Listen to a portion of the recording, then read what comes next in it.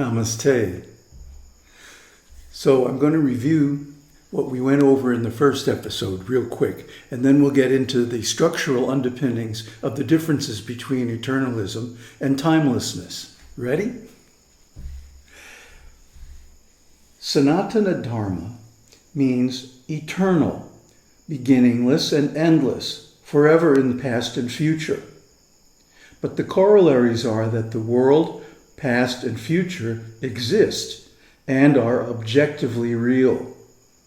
Whereas the Buddha's Akaliko Dhamma means timeless or immediate, outside of time, forever in the here and now. And the corollaries of this view are that the world, past and future are imaginary. Only the present subjective experience is conditionally real. So if we want reality, we have to look to our own consciousness. That the world and objects, we have a story about that, that the world is real, objects exist, and that they're out there somewhere. And we contact them through the senses. But is that story really true? Consider this. When you go to sleep at night, this whole world of objects disappears. Poof, it's gone. And you enter the world of dreams, where there are all kinds of other people, objects, things going on, etc. And then that world disappears, and you go into dreamless sleep. So, what's real? This is the question that has dogged philosophers forever. And the Buddha solved it, and we'll get to his solution in just a little bit. Now let's talk about eternalism and some of its consequences. The Buddha called eternalism sasatāh dutta, and it leads to a dyad, views about eternalism and views about annihilation. You cannot consider that the self or the world or things are eternal without also bringing into existence the idea of annihilation. See? If the world is real, it must have been created. And if it was created, then at some point it's going to fail. Because that's the way of all created things, isn't it? This body, other objects that are created or fabricated, only have a limited lifespan. And when it's over, they disappear. So, by invoking the idea of eternal existence, we also get the nightmare of annihilation. However, Buddha's view, akalika, means not dependent on time, not limited to a particular time. And it also means immediate or immediately effective. So in other words, the akalika view is always valid, as the Buddha says, whether there is an arising of a Tathagata or not, whether there's a Buddha present or not. This view is always true, it's always valid. And there's really no past and no future. Those are just mental constructs that we make up, stories that we make up to explain how things are going on. And that actually everything happens now, doesn't it? Everything that happens in the present. And so the teaching, the Buddha Dhamma, is also akaliko. And when you get it right, when you get the practice right, it has effect immediately. You don't have to wait. So how is this that these two views, these two ways of looking at time have such amazingly different effects, consequences? So let me go through an analysis comparing the two. Vedic eternalism, Sanatana Dharma, has an unlimited past and an unlimited future. And what does that look like to us? That there are 3 times: past, present, and future. And what this does, what it means philosophically, is that it inclines toward objectification and becoming. That means that something can start in the past as a cause. It can develop in the present as a manifestation. And then it can wither and die in the future. Past, present, future. See? Birth, life, death. So we have to put up with this. We have to suffer this view. Whereas in the Buddha's way of looking at things, the timeless way of looking at things, akaliko dhamma, there is no time. Timelessness. Just infinite, unlimited, endless timelessness.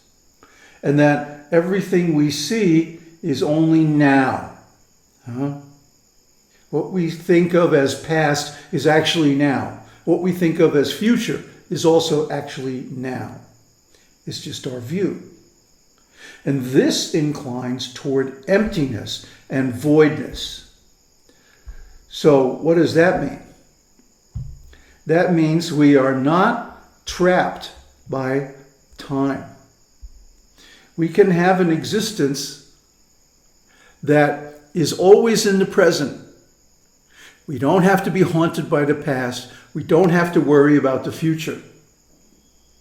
But we can remain in innocence in the present without this extra burden of having to consider time. And these views have more consequences. Take a look. The Vedic eternalism posits an absolute. I've symbolized it here with Aum. Aum represents Brahman. So Brahman also has an infinite past and an infinite future. Derived from that absolute being, the manifested being also has a past, present, and future. So the model of Vedic eternalism is based on time and objectification. Even Brahman is turned into an object and worshipped as God and so on. So, as we will see, this has consequences for the process of self-realization. However, in Buddha's timelessness, the absolute, if there really isn't a concept of an absolute, but if there was one, it would be Nibbana. Nibbana is the reality underlying everything. And as we said, the only time is now. So this view is based on timelessness and emptiness from the very beginning. See, the Vedic view says we're going to reach timelessness, or eternity is what they call it, at the end of the path. Up until then, everything is time, past, present, future, objects, causality, karma, see, and this and that.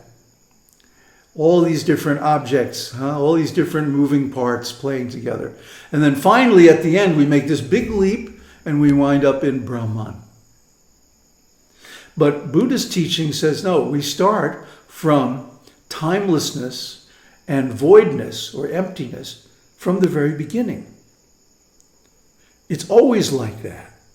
It's never not like that. Now, keep in mind, these are just views. There's no claim. Well, actually, on the Vedic side, there is the claim that this is the absolute truth. This is the way it is, and like that. Dogmatism. But on the Buddha's side, he doesn't make any claim to say, I have the absolute truth. I know everything. Nobody else knows anything. No, these are just views. But views have consequences for our self-realization. And it turns out by experience, we find the Buddha's view is more expedient for self-realization. It makes the path easier In particular, it makes the transition from objects to non-objects, from external consciousness to internal consciousness, much, much easier, without having to go over that terrifying gap of dissolution. So keep in mind, these are just views. They're just ways of looking at things, but they have consequences for our self-realization according to our view. Some people might want to call it a belief, but no, it's just a point of view. And from that point of view, the way we see things can help us on our path or hinder us if we have wrong view. Now, the Vedic Sanatana Dharma, mathematically or ontologically, is based on triples, past, present, and future. A, U, Un go together to make Aum. Okay, we've gone over triples and ontology extensively in the early videos on this channel, so I'm not going to repeat all that here. But the idea is 3 in 1. Just like the Christian Trinity. 3 in 1. And they borrowed that idea from the Vedas, although they don't admit it. So in the Vedas we have 3 in 1. And the idea is to reduce the 3 down to 1. And then you get it, right? You become one with Brahman. See, it's difficult because if Brahman is 1, it's already 1. Everything is already Brahman. Nothing has to change, nothing has to move, nothing has to be transformed. It's already that way. And simply we're missing it because of karma or something or other. It's kind of vague in the Vedic teaching. But in the Buddhist teaching, it's very exact. Nibbana is the ground of all being. And now is the only time. And it's based on emptiness. It's based on zero. It's zero from the start to the end. You're already part of the whole. You don't have to do anything except remove the wrong view. Remove the wrong views and the void shines out all by itself. Now the Vedas get all confused over the idea of creation. Because if the world has a past, present, and future, it must have been created. So how was it created? Well, the Upanishad says, Katham asataḥ sat jāyeta. How could being come out of non-being? See, this immediately gets you into a logical tangle. Because if there's nothing, how can it create something? And there's another quote, Nāsadāsīt, nāsadāsīt, tadānīṃ. There was neither non-being nor being at the beginning. Yeah, like that solves everything, right? So the Vedas got kind of confused and tangled up because of this idea of being and non-being, who's on first, who created the world, how did it come to be, and so on. But the Buddha solves this problem very nicely. He says there wasn't a creator, there isn't a soul to the universe, it's just natural, it just happens. What's real is nibbana. What's real is consciousness, or actually objectless awareness, unconditioned consciousness. And the solution to the question of creation is here. Upādāna paccaya bhava. When grasping or clinging arises, becoming and conditioned existence arise. And Buddha's solution to the end of the world is also very clear. Upādāna nirodha, bhavanirodho. When grasping or clinging ceases, becoming and conditioned existence cease as well. It's not that consciousness arises in the world out of some combination of conditions. That theory is impossible to prove. And the objective scientific types have been trying to prove that for a long time, and they can't do it. That's why they call consciousness the hard problem. Well, the thing that makes it hard is their wrong assumptions, that's all. They think that everything is coming from the world, but no, it's the other way around. The world is coming from consciousness. Here's a nice quote from the Buddha. And what, bhikkhus, is the origin of the world? In dependence on the I and forms, I consciousness arises. The meeting of the three is contact. With contact as condition, feeling comes to be. With feeling as condition, craving comes to be. With craving as condition, clinging. With clinging as condition, existence. With existence as condition, birth. With birth as condition, aging and death, sorrow, lamentation, pain, displeasure, and despair come to be. This, bhikkhus, is the origin of the world. So you see, consciousness always has an object. And the object is seen or perceived through the senses. The senses are, of course, part of the world, part of the body.